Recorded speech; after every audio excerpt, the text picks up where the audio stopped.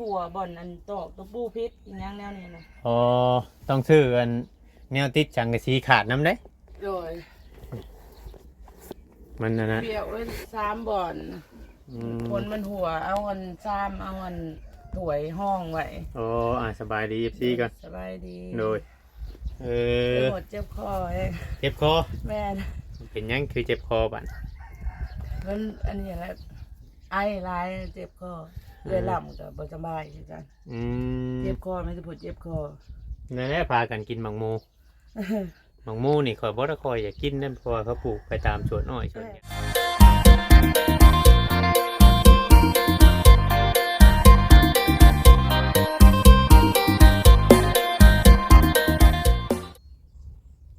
กับทักทายสบายดีพ่อแม่พี่น้องลุงป้าน้าอาเบิร์ดสุขุสุคนเพียงเนาะทางฝั่งลาวแล้วก็ทางเมืองไทยแม่FCอยู่ทางต่างประเทศนำเด้อพ่อแม่พี่น้องเนาะเข้ามาเบิ่งมาชมเข้ามาติดตามขอให้กดไลค์กดแชร์พี่น้องเนาะ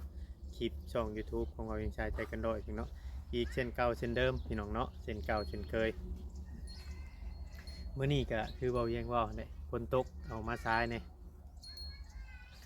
มาว่าจะมาชื่อเช้าเนี่ยพี่น้องเนาะแต่ว่าเพิ่นไปส่งเจ้าอื่นแล้วก็อาจจะสายบางทีอาจจะเป็นรอบบ่ายๆเนาะเพิ่นจังสิมาส่งของคุณตาคุณยายพี่น้องนี่ถ้าภาพพ่อแม่พี่น้อง FC ถ้าเข้ามาเบิ่งมาชมเข้ามาติดตามคอยกดไลค์กดแชร์พี่น้องเนาะเบิ่งคลิปเบิ่งโฆษณาให้เวียงทุกคลิปพี่น้องแต่ต้นจนจบแต่ต้นเสมอมาพี่น้องเนาะเข้ามาเป็นกำลังใจให้กับเข้ามาพี่บ้านนี้พี่น้องเดือนของพ่อจอยมุดพี่น้องเนาะมาถ่ายทั้งนี้ให้พ่อแม่พี่น้อง FC เข้ามาพิจารณากันมาเบิ่งมาชมนำกันอีกทีนึงพี่น้องเนาะเพราะว่าทางเฮาเมื่อวานนี้ก็บ่ได้เข้ามาพี่น้องเนาะวันนี้ก็เข้ามาถ่ายให้ FC เบิ่งอีกพี่น้องเนาะเป็นกำลังใจให้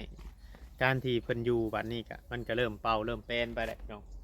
บนอยู่บนเช้าเนาะเพราะว่าเฮาอยู่ใช้กับเป็นหันพี่น้องเนาะ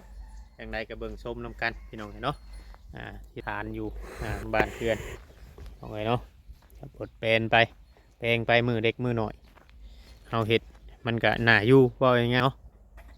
มื้อนี้ฝนตกชุ่มเย็นพี่น้องเนาะอากาศครึมถนนหนทางกับบกควันดอกบ่ง่ายมื้อนี้พี่น้องรถแล่นได้สะดวกเข้าไปในพุ่นกันแล่นได้ตามใจพี่น้องเนาะคือว่าถนนหนทางคือเราเห็นที่มือที่ผ่านมากับปนกับสิบพ่อๆกันครับอยู่ทางบ้านเนาะพี่น้องตามเขาเบิ่งน้ำมันมีน้ำลำทางเห็นไหมมีน้ำหงกับสิบพ่อๆกันกับทางบ้านเขาบ้านนี้ก็ทางบดจอยทางเงินหมดเพิ่งกับทางเป่าแปลนไปแล้วน้ำหน้าบ้านนะยังเคลียร์พื้นที่พออยู่พออันนั้นแหละบ้านนี้พี่น้องเลยเป็นแนวใดพื้นไผ่เพิ่นใช้ได้สะดวกอยู่บ่เนาะเพียงเนาะกระทายให้พ่อแม่พี่น้อง FC เบิ่งชมน้ำกันพิจารณาไปน้ำกันนี่แหละพี่น้องเลยเป็นชาญนันแปลนเพิ่นภูริวิทย์รถชาเล็กเข้าไปโอ้เราเห็ดบาดนี้มีไม้ผนอกผนักได้บาดนี้คักได้บ่นอยู่บนเช้าแล้วนี่เห็ดคักก็ดี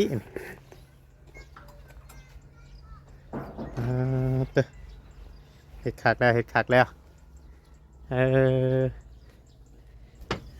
เปียกเมื่อคืนนี่นะมันเปียกอ๋อผลพระบ่ผลมันพามาทางนั้นบ่แม่นแล้วก็บนลบหลังคามันก็เปียกหัวบ่หมองแม่นมันหัวอ๋อลบเพิ่นยังสิขึ้นไปลบใหม่อยู่มันหัวบ่อนอันตอกตะปูพิษอีกอย่างแนวนี้นะอ๋อต้องซื้ออันแนวติดจังกะสีขาดน้ำเด้โดยมันนะเปียกไว้3บ่อนคนมันหัวเอาอัน3เอาอันถวยห้องไว้โอ้สบายดี FC ก่อนสบายดีโดยหมดเจ็บคอเองเจ็บคอแม่นเป็นยังคือเจ็บคอบัดมันอันนี้แหละไอร้ายเจ็บคอเลยลำกับบ่สบายใช่ไหมเจ็บคอไม่ได้ผดเจ็บคอนั่นแหละพากันกินมังโมนี่คอยบ่ได้คอยอยากกินนั่นเพราะเขาปลูกไปตามสวนอ้อยสวนหยัง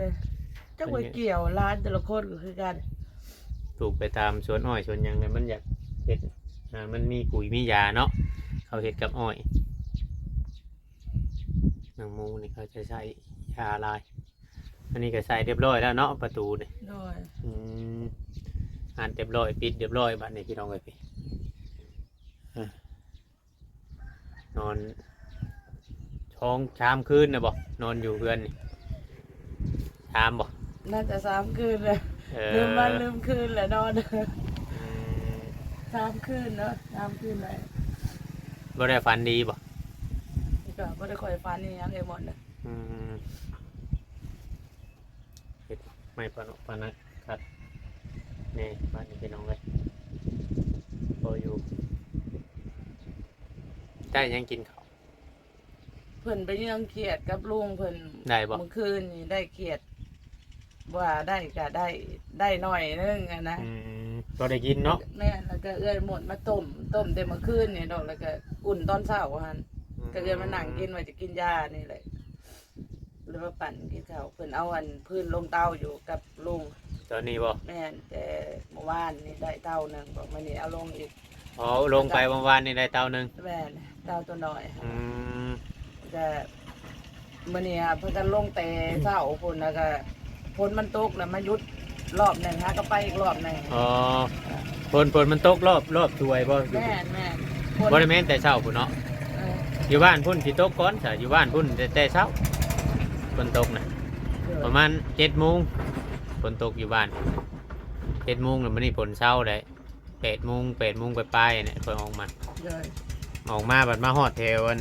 เด้อดงหินแถววัดมหาโชคนี่ว่าตกอีกบ้านตกดินแข่งมาเลย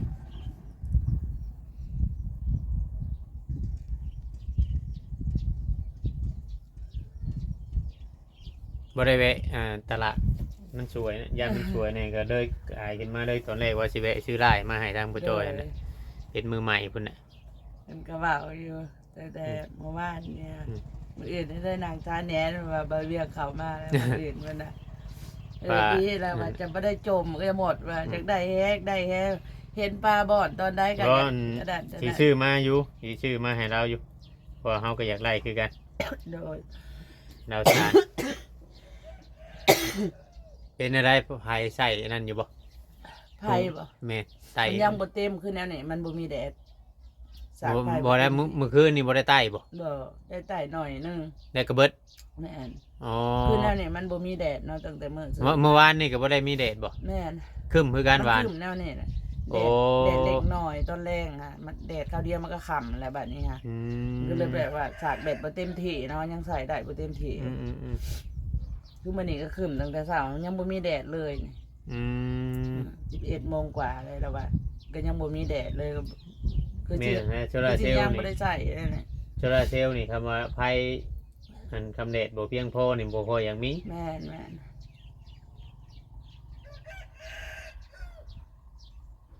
มันน่ะมันต้องให้แดดกล้าจังใส่ได้จะว่าลงเตามื้อนี้เนาะ โดย ลงอีกมื้อนี้น่าจะเบิดเนาะ โดย เบิดบ่พื้น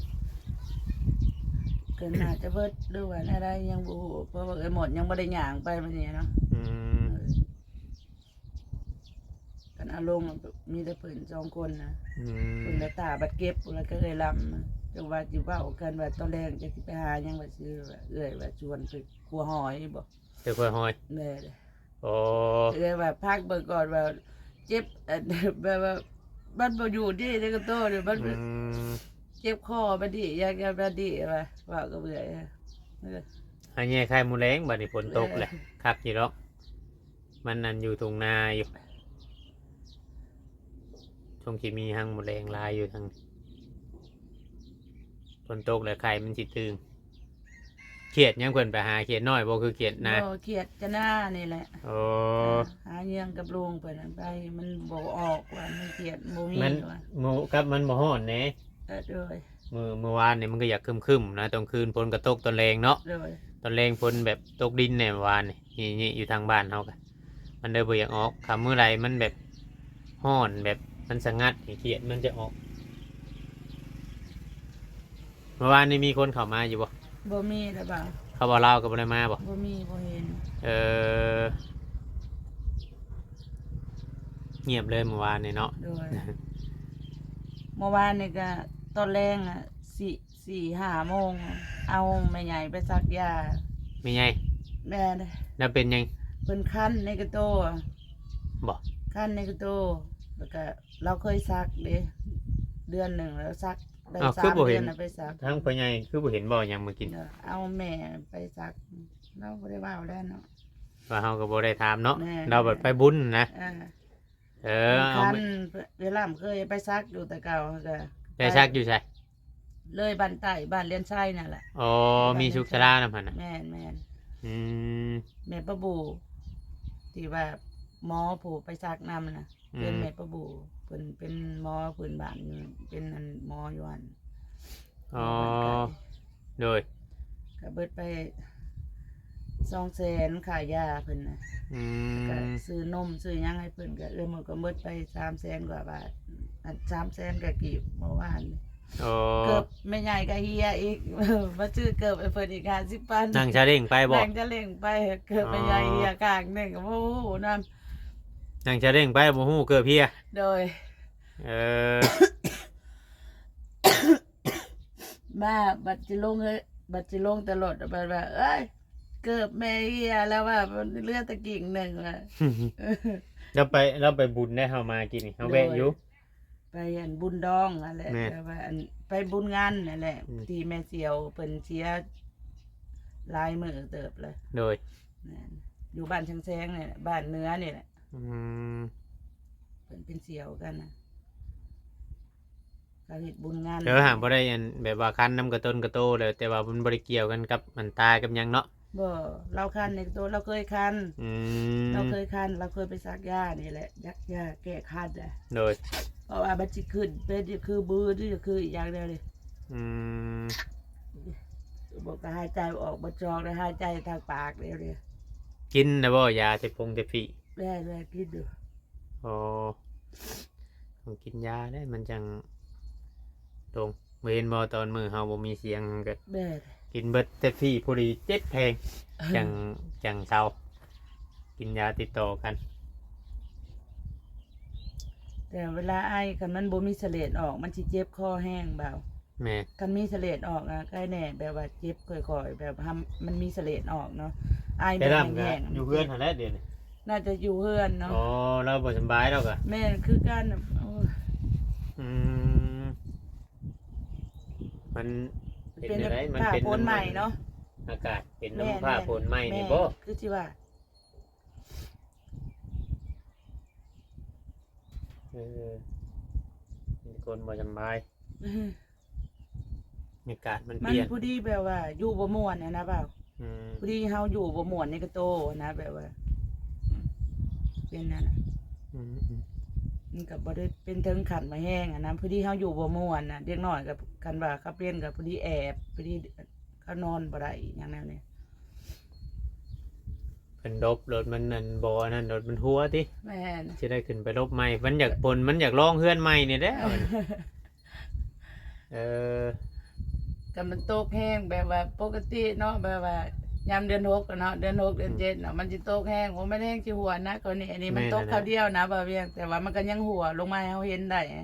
มันเนี่ยตกแห้งอยู่แต่มันบ่ล้นเมื่อเช้านี่เนาะ แม่น ฝนน่ะตกแห้งอยู่แต่มันบ่ล้น เลย มันบ่ล้นคือยามนั้น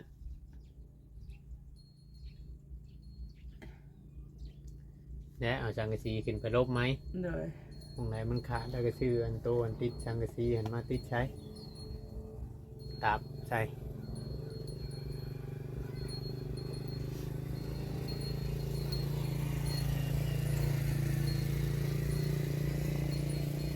ข้างนั้นก็ปิดตันไปเลย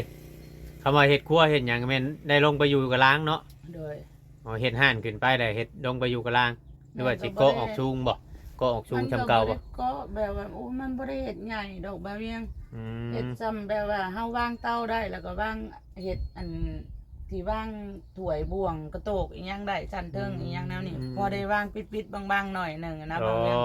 บ่ได้อยากเฮ็ดแบบว่ามันบ่มีไม้เนาะมัน ไม่ก็เบิดเด้อเนาะ แม่น มัน เฮ็ด ก็เบิดได้หาเก็บเอา เฮ็ ตั ด วมัน พอ นั่น ไปปิดไปป่ายนะบาเวียงแบบว่า สังกะสีมันก็เหลือสำนั่นนะ อืม ถ้ากระตาดข้างเล็กน้อยแบบว่าซ้ำแบบว่าบังแดดบังฝนหน่อยหนึงเนาะ เลย ได้เก็บหม้อเก็บถ้วยอหย่างแนวนี้นะเก็บแบบว่า เพราะ เครื่อ ว่าง ครัวเฮาหน่อย เครื่องครัวเฮาไว้หัน แม่นเพราะว่าเอื้อยเก็บอยู่ในนี่มันก็มันบ่คือเนาะมันห้องน้อยเนาะ แม่น เก็บในครัวแบบว่าคือแนวนี้แล้วเอ้ยกินข้าวมันหาบ่นเก็บกระโตกก็สิบ่มีอหยังนี่ก็เก็บอยู่ในก่อนแบบว่าแนวนี้ อืม ก็ FC ว่าคือบ่เฮาอันแผงโซลาร์เซลล์ขึ้นไว้หลังคายันคนรักเพราะว่าสิมีอยู่บ่จะว่าคนที่ว่ารักเฮาอยู่แบบนี้ประจำ โอ้ยมันก็บ่แน่ได้ของเขาก็หายดุได้ บ่ บ้านน่ะเพราะว่าอัน เพิ่นเป็นห่วงอะไรเพิ่นยัน เรื่องบดีมันร้ายนั่นแหละเรื่องพวกขี้ยาเนาะขอโทษขออภัยนะยาหมามันร้ายนะ อืม มันบ่มีแบบว่านั่นแบบเป็นอันขอนเป็นผ่าเป็นมีดนี่ก็คันเฮาอันเก็บได้มันก็อยู่ตั้งแต่เขาไปขาย5,000 อ๋ 10,000 อ เขาก็ คำว่า พก เฮาบ่อยู่นี่แม่นได้แม่นได้เก็บขึ้นมาไว้เทิงเบิดเนาะ แบบ นั่นแหละเพิ่นว่า ของ คือพากันเอาไว้รุ้มว่าย่านมันเสียเด้เพิ่นว่าเขามาลักตัดไปตอนคืนนี่เรียบร้อยแล้วแหละเพิ่นยังว่าแน่ว่าคำคืออยู่บ้านเฮาหังบ่เฮียคำคืออยู่บ้านนะ ทางนี้มันอันตรายหลายแนวนะเพราะว่า มันไกลทางใหญ่เนี่ยเนาะ แม่นใกล้ทางใหญ่แล้วก็ลำบากจะขี้ยามันร้ายคือคนเรา อืม เอาระวังได้ก็ระวังไป อ๋อ มันตู่ไฟบ่ได้กันเฮาจับบ่ก็ได้กันนั่งกับเขาเตืออันตรายไปสู่อย่างเราเนี่ย หนึ่งมาว่าบ่ได้มีหัวมีแค่เนาะ แม่ ผ่านไปผ่านมาแบบนี้แล้วก็ เป็นทางผ่านเนาะจะเฮา มาก็บ่ได้มีบัดนี้ก็มีมายังว่ามันเฮา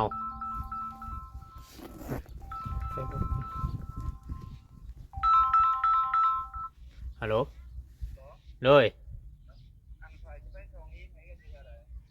อยู่ทางเข้ามาแล้วสิเข้ามาแล้วอ๋อโดยเดี๋ยวเฮาสิออกไปรับเด้อเฉยเด้อโอเคโอเคโดยโอเคจะให้ทั้งลุงปอนเอาไปอันนั่งก่อนไปแปลงทางยังบ่ได้แปลงทาง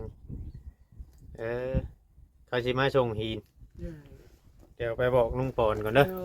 โดยสบายดี โดยสบายดี โดย พี่น้องเนาะบอกลุงปอนไปแปลงทางหัวให้เขา สิมาส่งที่เรือนพ่อใหญ่วะ แม่น ขออภัยบ่เรื่อง เอ้าพี่น้องเลยไปนำลุงปอนมาแปลงทางรถหินจะเข้ามาเดี๋ยวจังมาลมกันกับทางนี้อีกเท่านึงเนาะเพราะว่าชื่อไปตามเงินที่ทางผู้รักผู้ใหญ่เพิ่นระบุมาหั่นแหละกับที่เฮาได้แจ้งเพิ่นไปหั่นแหละพี่น้องเลยเนาะมันอันนั้นบ่ได้พี่น้องเลยเนาะมันสีชื่อหลายบ่ได้เพราะว่าเฮาไปตามจำนวนเงินไปตามจำนวนเงินที่ทางผู้รักผู้ใหญ่เพิ่นชื่อที่จริงนี่ถ้าว่าคือใจบ่เวียงสมมุติว่าเงินเข้ามาหลายแน่นี่บ่เวียงสิบ่เอารถตัวนี้น่ะมันอยากได้หน่อยมันคือหน่อยโพดนะที่ว่าเฮาเฮ็ดเฮือนแต่ก่อนหลังๆที่ผ่านมานี่มันสีอันนั้นแน่พี่มันสิเป็นรถอยู่ทางเฮามันก็สิเป็นรถ6ล้อรถล่ำแหละแต่อันนี้เป็นรถหุ่นไร้แมนยูเขาตักเป็นบวงรถยังเขาก็ตักเป็นบวงพี่น้องแต่ว่ามันสีในหน่อยกว่ากันเนาะเพียงเนาะเดี๋ยวมาก่อนโอ้ควันกุ้มๆแล้วบาดนี้แล้วเบิดแล้วบ่เ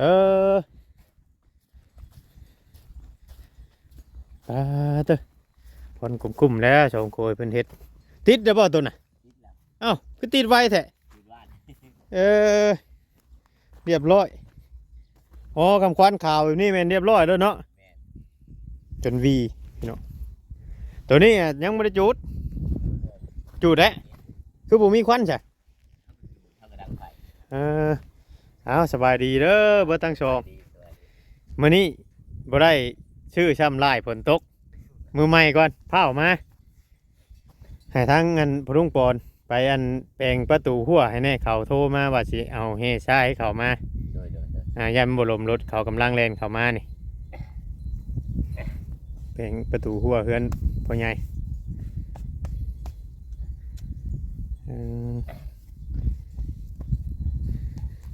เอาเข้าเรียบร้อยเนาะ ร้อย เออ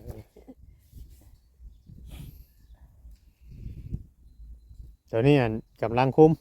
โดย โอ้ดีแล้วฝนบ่ตกแห้งเนาะเฮาบ่มีแนวมุงกับฝนตกแห้งอย่างเรียบร้อยแล้วเลยนี่ อะดีได้ พะย่างเลย พยางคุมเลยเลย เลยบ่ได้แล้ว ฮะ ดังไฟเลยกลัวบ่ได้แล้ว กูดเลยเนาะ พูดเลย เออ ตัวนี้เอาช่างสีมาคืนนี่ อืม เก่า มีแต่มือใหม่เนาะพ่อจอยเนาะมือใหม่ได้อยู่แล้วเฮาสิซื้อเฮาก็อยากได้อยู่แฮนี่เฮาสิซื้อมาหรอกพอได้บานกินปลาน้ำหนอง อันนี้ปลาน้ำหนองกับป้อยอยู่ฮะ โดย บ่มีแนวเอาอยู่นากะ เดี๋ยวมีแต่ว่าเฮาสิเข้าไปในพุ่นเด้อเดี๋ยวเฮาสิมาลมใหม่เด้อสบายดีเลยพ่อจอยเลยโดยแล้วสิมาลมกับพ่อจอยใหม่พี่น้องเนาะอันนี้เข้าไปในพุ่นก่อนโทรมาเมื่อกี้นี่อันนี้เพิ่นควัดเด้อบ่นี่โอ้ควัดแล้วเอาพี่น้องเดี๋ยวเข้าไปในพุ่นก่อนพี่น้องกันเนาะแล้วจังหน่อยจะกลับออกมาอีกเทื่อนึงพอดีโดดเพิ่นมาส่งแห่ซ้ายส่งแห่บอกพี่น้องส่งทีมเนาะแต่จะเป็นนั่นรถอันนั้นจังไรกะติดตามนำกันพี่น้องเนาะคลิปนี้กับเพียงกับสิขอจบลงไว้ก่อนเด้อพี่น้องถ้าผิดพลาดก็ต้องกลับขอโทษขออภัยละลายขอกล่าวคำว่าสบายดีพี่น้องเนาะ